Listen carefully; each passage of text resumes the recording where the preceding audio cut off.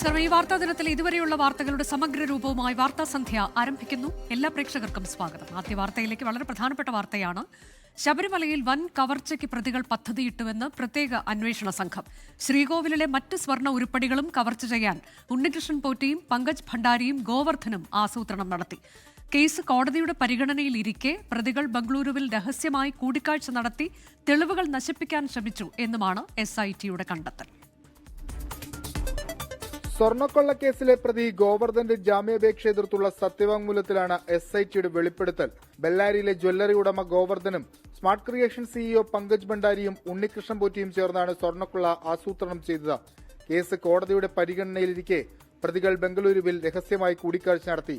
തെളിവുകൾ നശിപ്പിക്കുന്നതിനായിരുന്നു കൂടിക്കാഴ്ച. CDR പരിശോധനയിൽ ഇക്കാര്യം വ്യക്തമായിട്ടുണ്ട്. ശബരിമലയിലെ മറ്റ് അമൂല്യ വസ്തുക്കളും തട്ടിയെടുക്കാൻ സംഘം ശ്രമിച്ചുവെന്നും SIT കണ്ടെത്തി. കവർച്ചയിൽ ഗോവർദ്ധന് മുഖ്യ പങ്കുണ്ട്. പ്രായച്ചിത്തമായി ഗോവർദ്ധൻ സ്വർണവും പണവും നൽകിയത്. എന്നാൽ പണം നൽകിയത് ദേവസ്വം ബോർഡിനല്ല, എക്സിക്യൂട്ടീവ് ഓഫീസറുടെ പേരിലാണ് പണം കൈമാറിയതെന്നും SIT കണ്ടെത്തി. 1999 സ്വർണം പൂശിയതിനെ കുറിച്ച് ഗോവർദ്ധന് അറിവുണ്ടായിരുന്നു. 95 മുതൽ ശബരിമലയിലെ സ്ഥിരം സന്ദർശകനായിരുന്നു ഗോവർദ്ധനെന്നും SIT. പങ്കജ് ഭണ്ഡാരിയിൽ നിന്ന് സ്വർണം കൈപ്പറ്റിയത് ഗോവർദ്ധന്റെ നിർദ്ദേശാനുസരണമെന്ന കൽപേഷിന്റെ മൊഴി നിർണായകമായി. കവർച്ച പോയ സ്വർണം കണ്ടെത്താൻ വിശദമായ അന്വേഷണം നടക്കുന്നതായി SIT സത്യവാങ്മൂലത്തിൽ വ്യക്തമാക്കുന്നു. വിഷ്ണു സുരേഷ്, 24, കൊച്ചി. മുസ്ലിം ലീഗ് നേതാവും മുൻ മന്ത്രിയുമായ VK ഇബ്രാഹിം കുഞ്ഞ് അന്തരിച്ചു. 73 വയസ്സായിരുന്നു. കൊച്ചിയിലെ VPS ലേക്ക് ഷോർ ആശുപത്രിയിൽ ചികിത്സയിലിരിക്കെയാണ് അന്ത്യം. നാളെ രാവിലെ 10 ആലുവയിലാണ് ഖബറടക്കം. അല്പസമയത്തിനകം കളമശ്ശേരി നജാത്ത് പബ്ലിക് സ്കൂളിൽ പൊതുദർശനം ആരംഭിക്കും. മധ്യകേരളത്തിൽ മുസ്ലിം ലീഗിന്റെ കരുത്തുറ്റ മുഖം. ജനപ്രതിനിധിയായും പാർട്ടി പദവികളിലും പതിറ്റാണ്ടുകളോളം അനുഭവ പരിചയം. ഇന്ന് വൈകിട്ട് 3:30 VK ഇബ്രാഹിം കുഞ്ഞിന്റെ അന്ത്യം. കൊച്ചി VPS ലേക്ക് ഷോർ ആശുപത്രിയിൽ ചികിത്സയിലായിരുന്ന അദ്ദേഹത്തിന്റെ ആരോഗ്യനില കഴിഞ്ഞ ദിവസങ്ങളിൽ വഷളായി. മധ്യകേരളത്തിൽ മുസ്ലിം ലീഗിന്റെ ശബ്ദമായിരുന്നു VK ഇബ്രാഹിം കുഞ്ഞെന്ന് മുഖ്യമന്ത്രി പിണറായി വിജയൻ അനുശോചിച്ചു. പാർട്ടിയുടെ ചരിത്രത്തിൽ പുതിയ അധ്യായം രചിച്ച നേതാവെന്ന് മുസ്ലിം ലീഗ് നേതാക്കൾ അനുസ്മരിച്ചു. അദ്ദേഹത്തിൻ്റെ വിയോഗം ഏറ്റവും ഇഷ്ടപ്പെട്ട ഒരു സുഹൃത്തിനെ നഷ്ടപ്പെട്ടതുപോലെ തന്നെ ഇഷ്ടപ്പെട്ട ഒരു കുടുംബാംഗത്തെ നഷ്ടപ്പെട്ടതുപോലെയാണ് ഞങ്ങൾക്കൊക്കെ തോന്നുന്നത്. പ്രിയ ഇബ്രാഹിം കുഞ്ഞ് സാഹിബിൻ്റെ നിര്യാണം നമ്മളെ എല്ലാവരെയും വളരെയധികം വേദനിപ്പിച്ചിട്ടുണ്ട്. രാഷ്ട്രീയത്തിലെ സൗമ്യമുഖമായിരുന്നു VK ഇബ്രാഹിം കുഞ്ഞെന്ന് നേതാക്കൾ. ദീർഘകാലമായി എനിക്ക് വളരെയേറെ അടുപ്പുള്ള കുടുംബമാണ് ഇബ്രാഹിം കുഞ്ഞിൻ്റെ. അദ്ദേഹത്തെ രാഷ്ട്രീയമായി എതിർക്കുമ്പോഴും അദ്ദേഹത്തിന്റെ നിലപാടുകൾ എതിർക്കുമ്പോഴും ഭരണപരമായ നിലപാടുകൾ എതിർക്കുമ്പോഴും ജനങ്ങൾ അദ്ദേഹത്തെ സ്നേഹിച്ചിരുന്നു എന്നുള്ളതാണ് ഏറ്റവും വലിയ സത്യം. നാളെ രാവിലെ 10 ആലുവ ആലങ്ങാട് ജുമാ മസ്ജിദ് ഖബർസ്ഥാനിലാണ് ഖബറടക്കം. ആദരസൂചകമായി മുസ്ലിം ലീഗിന്റെയും പോഷക സംഘടനകളുടെയും 3 ദിവസത്തെ പൊതുപരിപാടികൾ മാറ്റിവെച്ചു. 24, കൊച്ചി. തെരഞ്ഞെടുപ്പ് ചൂടിലേക്ക് കേരളം.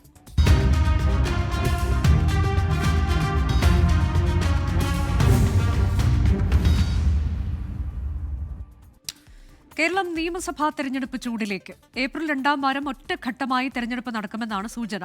അടുത്ത മാസം ആദ്യം കേന്ദ്ര തെരഞ്ഞെടുപ്പ് കമ്മീഷൻ കേരളത്തിലെത്തും. കേരളം ഉൾപ്പെടെ 5 സംസ്ഥാനങ്ങളാണ് നിയമസഭാ തെരഞ്ഞെടുപ്പിന് ഒരുങ്ങുന്നത്. നിയമസഭാ തെരഞ്ഞെടുപ്പ് നടക്കാനിരിക്കുന്ന കേരളം, തമിഴ്നാട്, പശ്ചിമബംഗാൾ, അസം, പുതുച്ചേരി സംസ്ഥാനങ്ങളിലെ സാഹചര്യങ്ങൾ സംബന്ധിച്ച് തെരഞ്ഞെടുപ്പ് കമ്മീഷന്റെ പ്രാഥമിക അവലോകനം പൂർത്തിയായി. മുഖ്യ തെരഞ്ഞെടുപ്പ് ഓഫീസർമാരുമായി കേന്ദ്ര ഡെപ്യൂട്ടി തെരഞ്ഞെടുപ്പ് കമ്മീഷണർ ചർച്ച നടത്തി. സംസ്ഥാനങ്ങളിലെ ക്രമസമാധാന സാഹചര്യമാണ് ആദ്യഘട്ടത്തിൽ വിലയിരുത്തിയത്. കേരളത്തിൽ ഏപ്രിൽ 2ാം വാരം തെരഞ്ഞെടുപ്പ് നടത്താനാണ് ആലോചന. ഒറ്റഘട്ടമായാകും തെരഞ്ഞെടുപ്പ്. മുഖ്യ തെരഞ്ഞെടുപ്പ് കമ്മീഷണർ ജ്ഞാനേഷ് കുമാറും കമ്മീഷണർമാരും അടുത്ത മാസം ആദ്യം കേരളത്തിലെത്തി ഒരുക്കങ്ങൾ വിലയിരുത്തും. രാഷ്ട്രീയ പാർട്ടികളുമായുള്ള ചർച്ചയ്ക്ക് ശേഷമാകും തെരഞ്ഞെടുപ്പ് തീയതി സംബന്ധിച്ച് അന്തിമ തീരുമാനം. തമിഴ്നാട്ടിലും പുതുച്ചേരിയിലും ഒറ്റഘട്ടമായാകും തെരഞ്ഞെടുപ്പ്. അതേസമയം അസമിലും ബംഗാളിലും 3 ഘട്ടങ്ങളായി തെരഞ്ഞെടുപ്പ് നടത്താനാണ് ആലോചന. മെയ് 7 മുൻപായി 5 സംസ്ഥാനങ്ങളിലെ തെരഞ്ഞെടുപ്പ് നടപടികൾ പൂർത്തിയാക്കേണ്ടതുണ്ട്. മാർച്ചിൽ തെരഞ്ഞെടുപ്പ് വിജ്ഞാപനമിറക്കും. മെയ് ആദ്യമാകും വോട്ടെണ്ണൽ. 24, ഡൽഹി. കഴിഞ്ഞ നിയമസഭാ തെരഞ്ഞെടുപ്പിൽ നടപ്പാക്കിയ ടേം വ്യവസ്ഥ പുനഃപരിശോധിക്കാൻ CPIM. വിജയസാധ്യത കണക്കിലെടുത്ത് MLA-മാർക്ക് ഇളവ് നൽകിയേക്കും. പാർട്ടിയെ നയിക്കാൻ വീണ്ടും എത്തുന്ന മുഖ്യമന്ത്രി പിണറായി വിജയൻ 3ാം തവണയും ധർമ്മടത്ത് മത്സരിക്കും. ഇതിനിടെ ആറന്മുളയിൽ വീണ ജോർജും കോന്നിയിൽ KU ജനീഷ് കുമാറും മത്സരിക്കുമെന്ന് ഉറപ്പായി. ഭരണ തുടർച്ചയുണ്ടാകണമെങ്കിൽ കർശനമായ തവണ വ്യവസ്ഥകൾ ഒഴിവാക്കണമെന്നതാണ് CPIM നേതാക്കൾക്കിടയിലെ വിലയിരുത്തൽ. MLA സ്ഥാനത്ത് 2 ടേം, മന്ത്രിസ്ഥാനത്ത് 1 ടേം എന്നായിരുന്നു CPIM തീരുമാനം. ഇപ്പോൾ സാഹചര്യം മാറി. പല മണ്ഡലങ്ങളിലും വിജയമുറപ്പിക്കാൻ സിറ്റിംഗ് MLA മാർ മത്സരിച്ചേക്കും. മുഖ്യമന്ത്രി പിണറായി വിജയൻ ധർമ്മടത്ത 3ാം തവണ മത്സരത്തിനിറങ്ങും. LDF കൺവീനർ TP രാമകൃഷ്ണൻ പേരാമ്പ്രയിലും കേന്ദ്ര കമ്മിറ്റി അംഗം KK ശൈലജ മട്ടന്നൂരിലും മത്സരിച്ചേക്കും.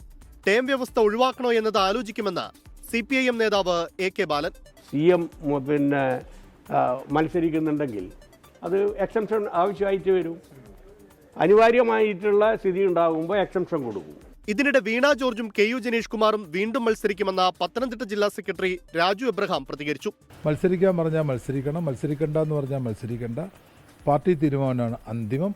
തീർച്ചയായിട്ടും ഇവർ ജനപ്രിയരായ നേതാക്കന്മാരും ജനപ്രതിനിധികളുമായി പ്രവർത്തിക്കുന്നു എന്നുള്ളതാണ് ഏറ്റവും അഭിമാനകരമായ കാര്യം. വീണ ജോർജ് തീർച്ചയായിട്ടും ജനങ്ങൾ ജയിപ്പിച്ചിരിക്കും. സീറ്റ് നിർണയത്തിൽ LDF-ൽ ചർച്ചകൾ തുടങ്ങിയിട്ടുണ്ട്.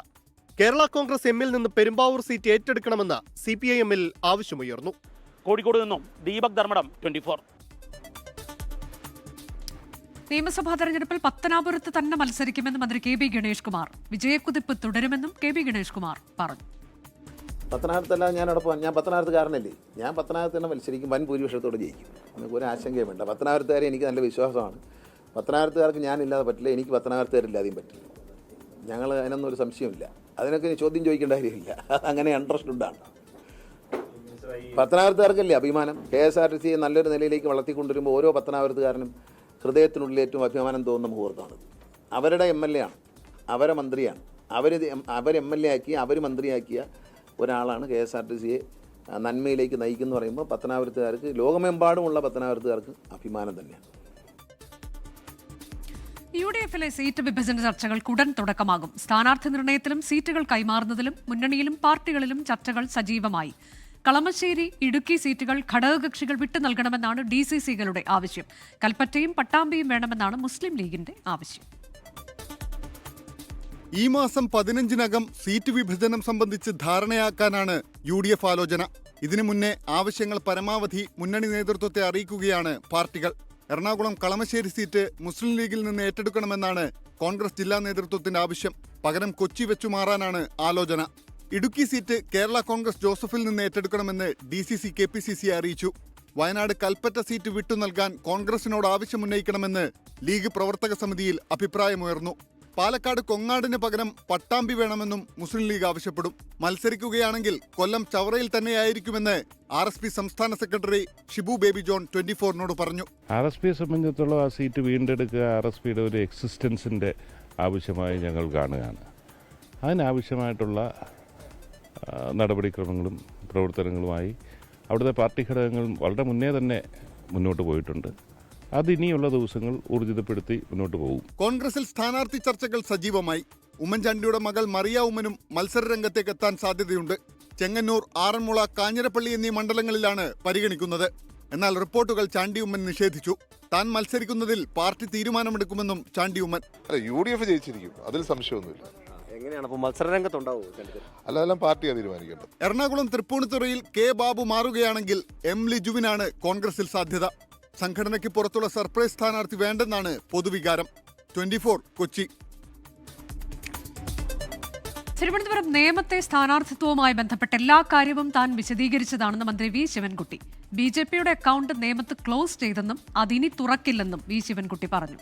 CPIM-ഉം BJPയും തമ്മിൽ സഖ്യമുണ്ടെന്നും നേമത്ത് മത്സരിക്കാനില്ലെന്ന V ശിവൻകുട്ടിയുടെ പ്രസ്താവനയിൽ അന്തർധാര അനുഭവപ്പെടുന്നു എന്നുമായിരുന്നു കോൺഗ്രസ് നേതാവ് K മുരളീധരന്റെ പ്രതികരണം. BJPയുടെ അക്കൗണ്ട് കേരളത്തിൽ നേമത്ത് ക്ലോസ് ചെയ്തു. അത് വീണ്ടും ഓപ്പൺ ചെയ്യാനുള്ള സാധ്യത ഇല്ല. രാഷ്ട്രീയ സാഹചര്യം മാറിയെങ്കിലും നേമത്തെ അക്കൗണ്ട് ഓപ്പൺ ചെയ്യാൻ പ്രയാസമാണ്. നേമത്ത് മത്സരിക്കാനില്ല എന്ന് ശിവൻകുട്ടി, വട്ടിയൂർക്കാവിൽ മാത്രമേ മത്സരിക്കൂ എന്ന് സുരേന്ദ്രൻ. ഇത് തമ്മിലൊരു അന്തർധാര ഞങ്ങൾ കാണുന്നുണ്ട്. കാസർഗോഡ് ജില്ലയിലെ A ക്ലാസ് മണ്ഡലങ്ങൾ കൂടി BJP സംസ്ഥാന നേതാക്കൾ പരിഗണിക്കണമെന്ന് ജില്ലാ പ്രസിഡന്റ് ML അശ്വിനി. K സുരേന്ദ്രനെ പോലുള്ള നേതാക്കൾ എത്തിയാൽ മഞ്ചേശ്വരവും കാസർഗോഡും ഉൾപ്പെടെയുള്ള മണ്ഡലങ്ങൾ BJPക്കൊപ്പം നിൽക്കുമെന്നാണ് പ്രതികരണം. ജില്ലയിലെ വിഭാഗീയ പ്രവർത്തനങ്ങൾ തെരഞ്ഞെടുപ്പിനെ ബാധിക്കില്ലെന്നും ML അശ്വിനി 24-നോട് പറഞ്ഞു. നമുക്ക് എപ്പോഴും മഞ്ചേശ്വരം മണ്ഡലത്തിൽ സ്റ്റേറ്റ് ഘടകത്തിനാണ് ആൾക്കാർ വന്നുകൊണ്ടുണ്ടായതും, അതേപോലെ കാസർഗോഡ് മത്സരിച്ചിട്ടുണ്ട്. അപ്പോൾ ഈ പ്രാവശ്യം ഇങ്ങനെയുള്ള സെലിബ്രിറ്റികൾ വന്നു കഴിഞ്ഞെങ്കിൽ നമുക്ക് ജയിക്കാൻ സാധിക്കും. അപ്പോൾ അങ്ങനെയുള്ള ആൾക്കാരുടെ ലിസ്റ്റിൽ ഇപ്പോൾ ലാസ്റ്റ് ടൈം കെ സുരേന്ദ്രേട്ടൻ മത്സരിച്ചിട്ടുണ്ടായിരുന്നു. ഈ പ്രാവശ്യം അദ്ദേഹം വന്നെങ്കിൽ ഇനിയും കൂടുതലുണ്ടാവും. അതേപോലെ MT രമേശ് ജി ഉണ്ട്, അതേപോലെ ശോഭാ സുരേന്ദ്രൻ ഉണ്ട്. അപ്പോൾ ഇങ്ങനെയുള്ള ആൾക്കാർ ഇവിടെ വന്നിട്ട് മത്സരിച്ച് കഴിഞ്ഞെങ്കിൽ തീർച്ചയായിട്ടും ജയിക്കാൻ സാധിക്കും. അപ്പോൾ നമുക്കും ഈ പ്രാവശ്യം നമ്മളെ ഒരു അജണ്ടമാണ് മഞ്ചേശ്വരത്തും പിന്നെ കാസർഗോഡ് കോൺസ്റ്റിറ്റ്യുവൻസിൽ BJPയുടെ MLA ഉണ്ടാവണം. ഇതിനിടെ തിരുവനന്തപുരം വട്ടിയൂർക്കാവ് മണ്ഡലത്തിൽ മത്സരിക്കാനുള്ള സന്നദ്ധത BJP നേതൃത്വത്തെ നടൻ G കൃഷ്ണകുമാർ അറിയിച്ചു.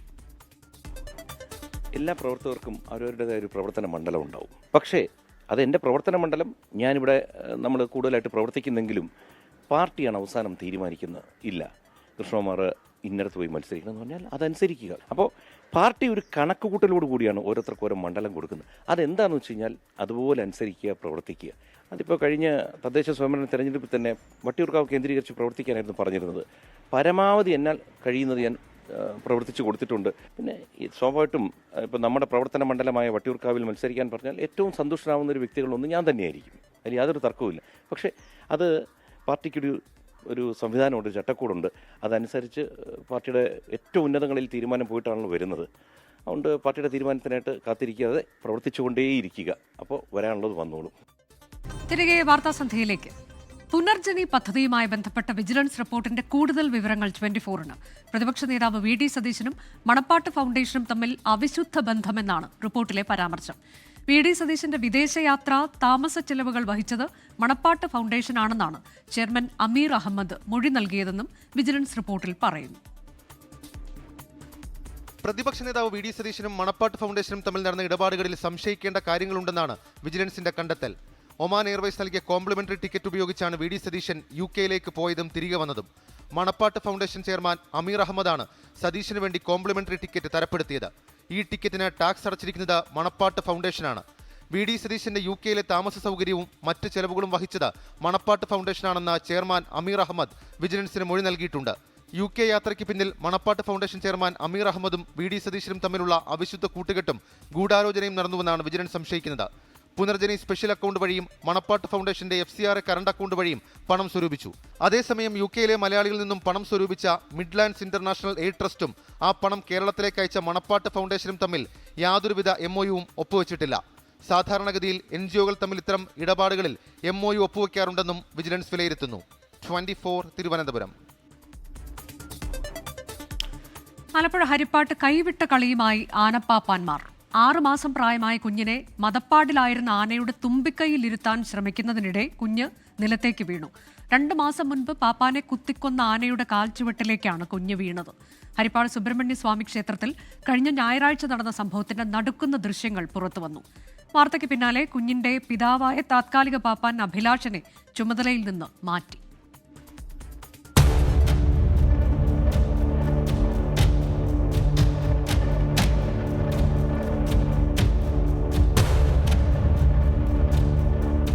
ആനയുടെ താൽക്കാലിക പാപ്പാൻ കൊട്ടിയം അഭിലാഷിൻ്റെതാണ് കുട്ടി. ക്ഷേത്രത്തിൽ ചോറൂണ് കഴിഞ്ഞ് മടങ്ങും വഴിയായിരുന്നു ആനയുടെ അരികിലെത്തിച്ചത്. പേടിമാറാൻ കാലുകൾക്കിടയിലൂടെയും തുമ്പിക്കൈക്കിടയിലൂടെയും കുട്ടിയുമായി നടന്നു. കൊമ്പിൽ ഇരുത്താൻ ശ്രമിക്കുന്നതിനിടെയാണ് കയ്യിൽ നിന്ന് കുഞ്ഞ് താഴേക്ക് വീണത്.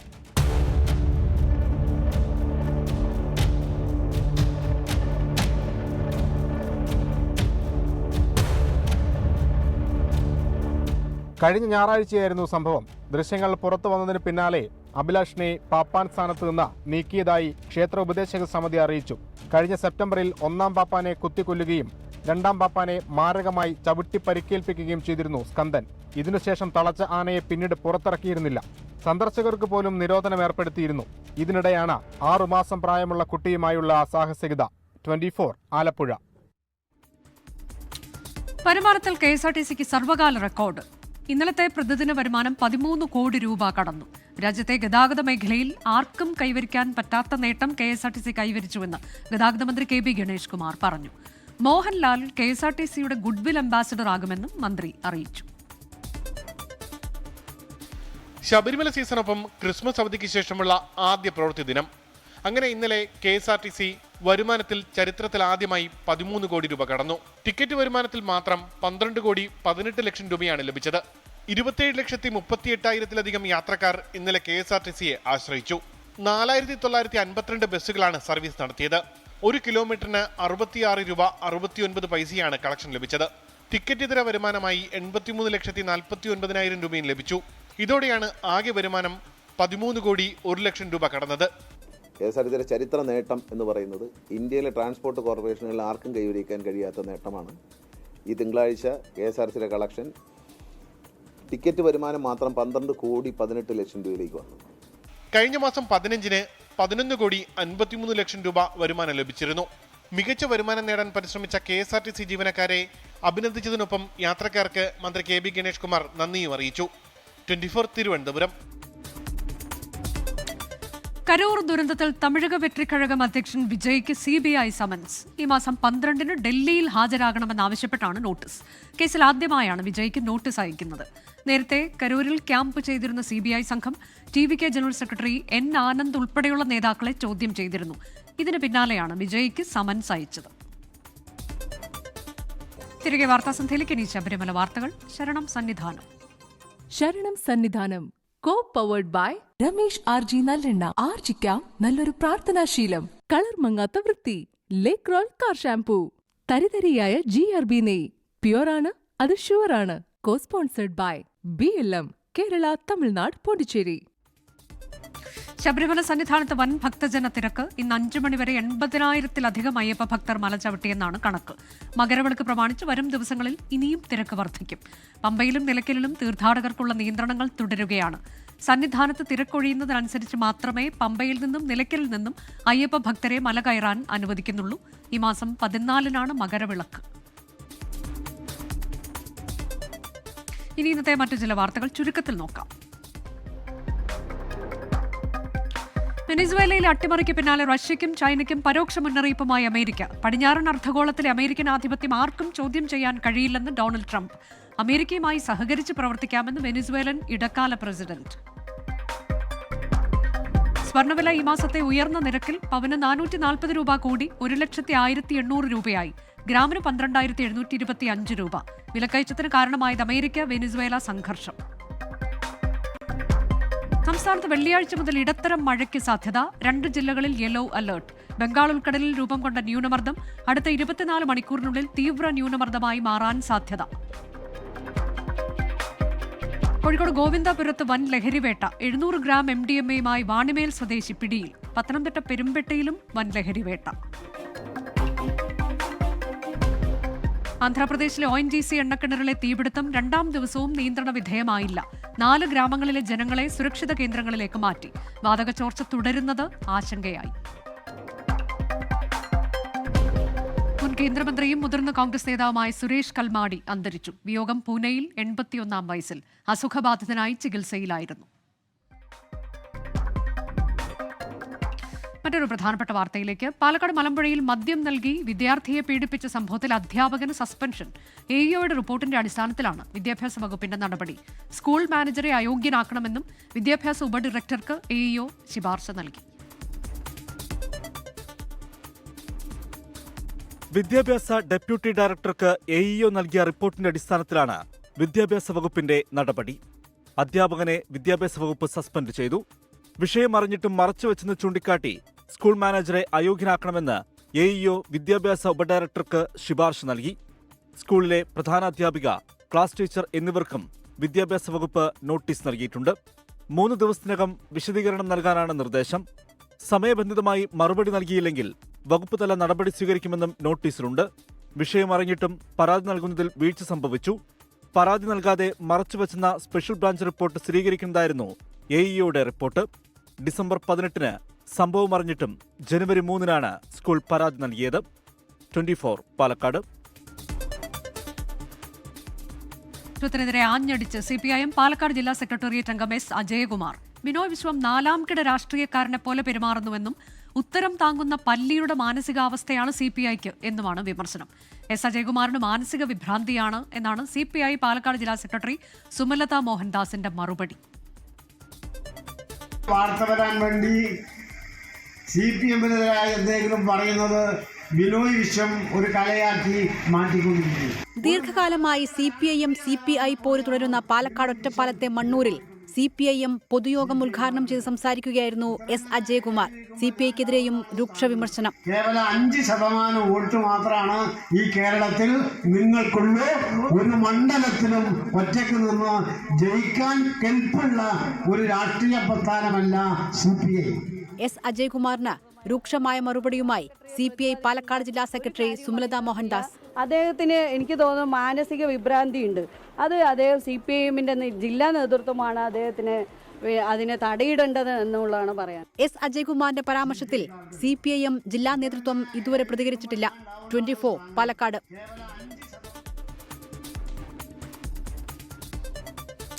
വാർത്താസന്ധ്യ അവസാനിക്കുകയാണ്. ഇനി പൊതുജനം കരുതേല സാർ എന്ന പരിപാടിയുമായി B. ദിലീപ് കുമാർ. നമസ്കാരം.